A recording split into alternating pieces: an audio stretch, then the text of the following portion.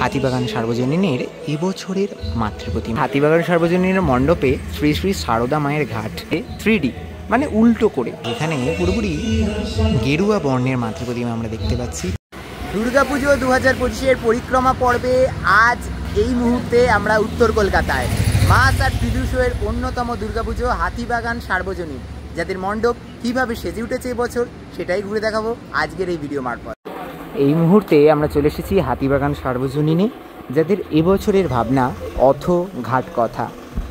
কলকাতার যে ঘাটগুলো আজও আমাদের স্মৃতির ঐতিহ্যে অমলিন, আর সেই ঘাটকে নিয়ে কিন্তু সেজে উঠেছে এবছরের হাতিবাগান সার্বজনীন। আচ্ছা, এই মুহূর্তে আমরা হাতিবাগান সার্বজনীনের মণ্ডপের একেবারে অন্দর মহলে চলে এসেছি। আর এবছরের মণ্ডপ সম্পূর্ণরূপে কলকাতার সেই ঘাটগুলোকে নিয়ে করে তোলা হয়েছে, যে ঘাটগুলোতে আমরা হয়তো ওই আড্ডা চায়ের ঠেক বসাই, আর যে ঘাটগুলোতে আমাদের ওই প্রেম ভালোবাসা, আবার কোথাও গিয়ে সেই ঘাটগুলোতে অনেক মানুষের রুজি রোজগার জড়িয়ে রয়েছে। সেই ঘাটগুলো থেকেই অনেক মানুষের জীবন শুরু, অনেক মানুষের জীবনের অনেক ঘটনা জড়িয়ে রয়েছে যে ঘাটগুলোর সাথে। কলকাতার সেই সকল ঘাটকে নিয়ে এবছরের হাতিবাগান সার্বজনীনের অথ ঘাট কথা। এই মুহূর্তে আমরা দেখতে পাচ্ছি হাতিবাগান সার্বজনীনের মণ্ডপে শ্রী শ্রী সারদা মায়ের ঘাট। আচ্ছা, এবার একটু যদি এগিয়ে যাই, আবার সেই পুরনো কলকাতার ছাপ এই মণ্ডপে দেখতে পাবো। এখানে সেই যে ঘাটের চিত্র, সেই ঘাটের চিত্রগুলোকে আমরা মণ্ডপে দেখতে পাচ্ছি। পুরনো যে ছবি, ঠিক আগেকার কলকাতা যে সময়ে ছিল সেই সময়ের চিত্রটা আমরা মণ্ডপে দেখতে পাচ্ছি। যদি মণ্ডপের কথা বলি, মণ্ডপে এই যে ঘাটের সিঁড়িগুলো, যে সিঁড়িতে কখনো স্নান, কখনো চায়ের আড্ডা, কখনো সেই নৌকা ভিড়িয়ে দেয়া, এবং কখনো সেই ছোট্ট ছোট্ট বাচ্চাদের সেই গঙ্গায় ডুব দেয়া, সেই সকল কিছু একেবারে ধরা দিয়েছে। তবে ঘাটগুলো রয়েছে 3D মানে উল্টো করে। এই সকল ঘাটদের নিয়েই তো এবছরের হাতিবাগান সার্বজনীন। আর একেবারে মণ্ডপের অন্তর্মহল কিন্তু একটা অন্য আমেজ সৃষ্টি করেছে। আমি যদি একটু ধীরে ধীরে ভেতরের দিকে যাই, মণ্ডপের ভেতরের দিকে, প্রতিমার দর্শন করাই তোমাদের। আচ্ছা, এই জায়গায় সে যে ঘাট সম্বলিত উত্তর কলকাতার যে ঐতিহ্য, উত্তর কলকাতার যে সকল জায়গাকে আমরা দেখে থাকি, সেই জায়গাগুলোকে পুরোপুরি একটা সোনালি চিত্রে ধরা দিয়েছে। কি দারুণ লাগছে না? এবং তার সাথে এই আবহ টোটালটাই পরিবর্তন করে দিয়েছে।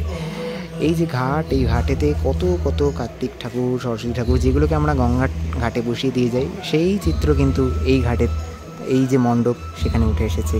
এই সেই চাপাতলা ঘাট কিংবা কুমোরটুলির ঘাট, যে ঘাটগুলোতে আমরা দেখে এসেছি, সেই যে আড্ডা, সেই যে ব্যস্ততার সময় একটুখানি বিশ্রামের চিত্র, সব কিছু নিয়ে এবছরের এই অত ঘাট কথা উপস্থাপনা। এখানেও যে চিত্রটা রয়েছে, এই চিত্রটা সম্পূর্ণভাবে উল্টোভাবে রয়েছে ঘাটের চিত্র, এবং সিঁড়িটা টোটালি পুরোপুরি উল্টো ডাইমেনশানে করা রয়েছে। এই জায়গাটা কিন্তু দেখতে হেভি লাগছে। এই জায়গাটা দেখাই, এই জায়গাটায় আমাদের বাবুঘাটকে তুলে আনা হয়েছে। বাবুঘাটের যে চিত্রটা, সেই বাবুঘাটের ব্যস্ততম চিত্র, সেটাকে মণ্ডপের এই পাটে রাখা হয়েছে।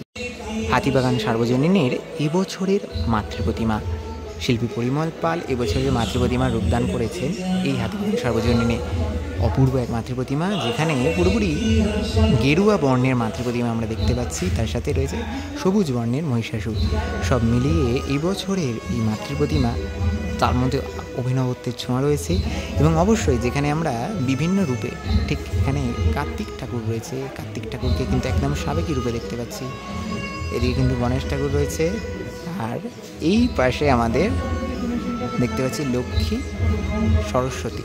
লক্ষ্মীকে কিন্তু এই জায়গায় দেখতে পাচ্ছি, এখানে সরস্বতী দেখতে পাচ্ছি। কেন কার্তিক ঠাকুর এরকম? এইরকম কার্তিক ঠাকুর সাধারণত আমরা গঙ্গার ঘাটে বসিয়ে রেখেছি, সেই জিনিসটাকে রিপ্রেজেন্ট করতে কিন্তু এখানে কার্তিক ঠাকুরকে এইভাবে সাজানো হয়েছে। আর এই হচ্ছে মাতৃপ্রতিমা, যে মাতৃপ্রতিমা অবশ্যই অপূর্ব মাতৃপ্রতিমা লাগছে। মাতৃপ্রতিমার কপালের জায়গাটা যদি একটুখানি দেখাই, মায়ের কপালের জায়গাটা একটা লালচে আভা রয়েছে, এবং একটা সাবেকিয়ানার মধ্যেও একটা অনন্য প্রতিমা এবছর তোমরা এই হাতিবাগান সার্বজনীন এলে দেখতে পাবে। সত্যি অপূর্ব লাগছে এই সম্পূর্ণ উপস্থাপনা।